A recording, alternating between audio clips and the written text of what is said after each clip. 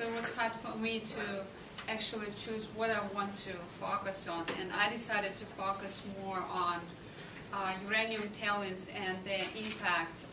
How do they impact the local communities in Central Asia? So this is the map of Central Asia, just to remind everybody where we are. Usually my answer is between Russia and China to the taxi drivers.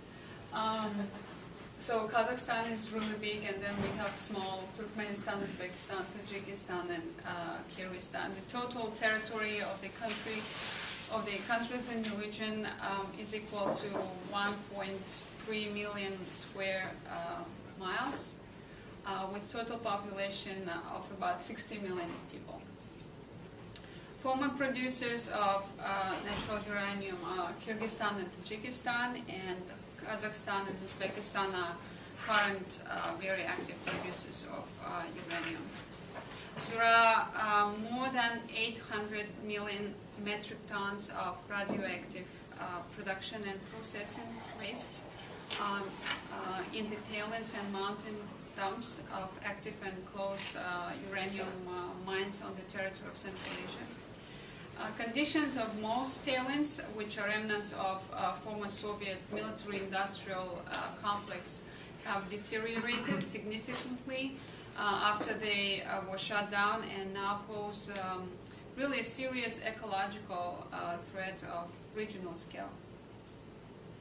Kazakhstan has about 20% of world uranium resources, and also 529 radioactive waste storage and dump sites. Next slide, please.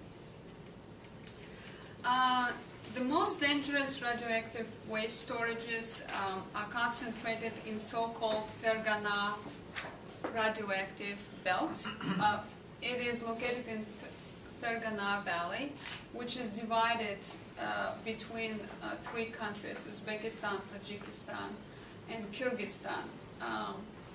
The Fergana Valley was divided by Stalin between all these three states, and that's why the geography is really complicated. Like you have Tajikistan coming here, Kyrgyzstan over here, and Uzbekistan around it. So it's like really complicated geography over here. So all tailings here are very close to the cities, villages, and state borders, where over 10 million people live in Kyrgyzstan and Tajikistan and Uzbekistan in this area. This map is actually very good because you can see the areas where the contamination thread is transboundary. All these red dots, they go across the borders. And all this, actually almost all of these uranium tailings are on the border between the states. And hotspots are Degme in Tajikistan, and Kyrgyzstan is also a place like Mailusu is a very well-known uranium tailing. Next, please. Probably because Kazakhstan is still producing uranium, they don't really speak much on environmental impacts. It's actually Kyrgyzstan and Tajikistan that have become very vocal about the problem of uranium tailings. There are 29 uranium tailings in Kyrgyzstan containing more than 1 billion cubic feet of radioactive waste. So you can see the areas of possible contamination, which are in red color, and several areas of tailings. What's the body of water that's on the eastern side? Lake. It's the lake, Isikul. Next slide, please. This is that site, Mailusu in Kyrgyzstan, and you can see that here is the city, and these are several tailings over here. And because of actually many areas in Central Asia are seismic, the landscape is changing, and that adds to the environmental problem. Actually, in this city, number of people with cancer diseases is almost 4 times higher than average in the country. And within infant mortality statistics, number of children born with inborn diseases is 2.8 times higher. Next slide. Most of the tailings are located very close to settlements, despite various fences and warnings, if you can call them fences actually. Local population can access the tailings very easily. Residents use these fields of tailings as landing sites for helicopters. They grow vegetables for sale, hunt for birds, fish and accumulate in reservoirs, dig out metal scrap very successfully, and children also play football over there. Locals also use highly radioactive rocks out of uranium storms and mines for house construction. Next, please. So here we can see very nice community gathering. They're actually digging for metal scrap right where the uranium tailing was located. Next. And they also graze their cattle in those places. Next.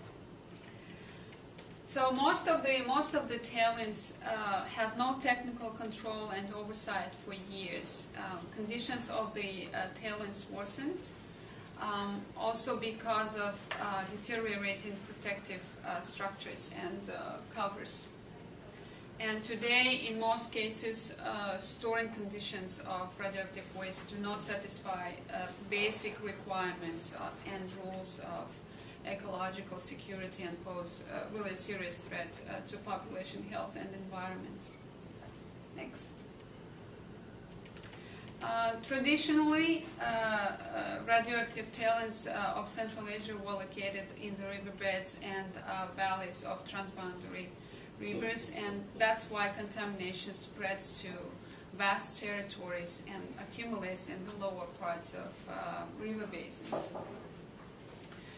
And those river basins are like hotspots of actually economic activity and are densely populated areas where contaminated water is used for consumption and irrigation of lands.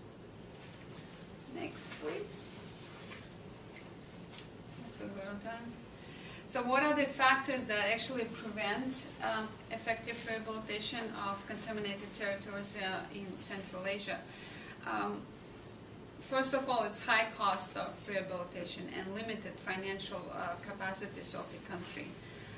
According to the World Bank, 48% of Kyrgyzstan's population and 80% of Tajikistan's population live below poverty level. And just to clean up tailings in Tajikistan cost like $22 million. So these countries, they literally don't have money to do that.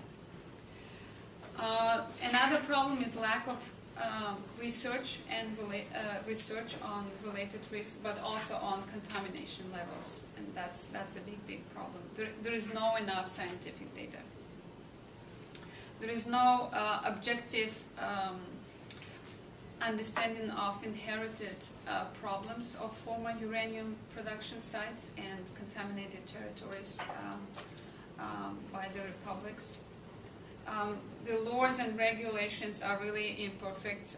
If we talk about imperfect regulations in the United States, in Central Asia, it's even worse. Also, shortage of modern equipment and transportation to deal with all this tailings. And of course, because these countries are either poor or they have other priorities, there are very few or almost non-national programs, as well as support funds for analytical laboratories and monitoring systems.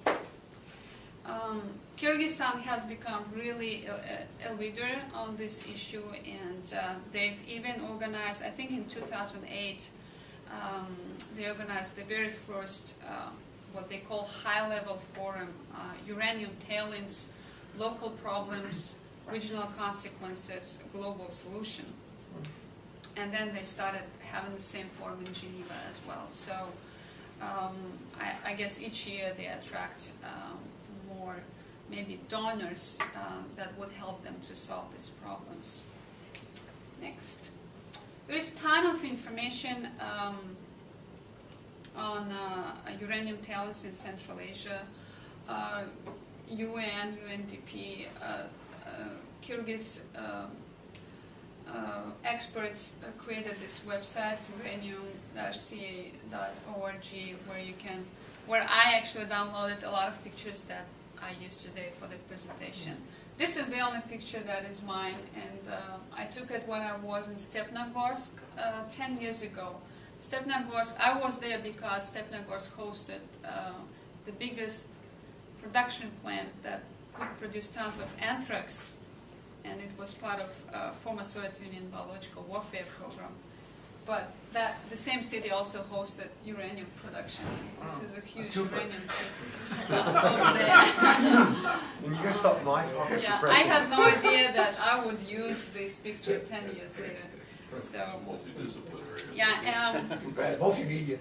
Yeah, at this point I would like to end the presentation, but also our colleague and my friend Togzhan Kasenova, who is from Kazakhstan, she did really good research on numbers and who is producing what and what foreign companies are involved in uranium production in Central Asia, and also on Kazakhstan's plans to build a nuclear plant, the very first nuclear plant, which they're going to build next year. Nuclear power plant. Nuclear power plant, yeah, unfortunately. So I will stop here. Okay, We can go back to questions. Yeah, thank you, Marina.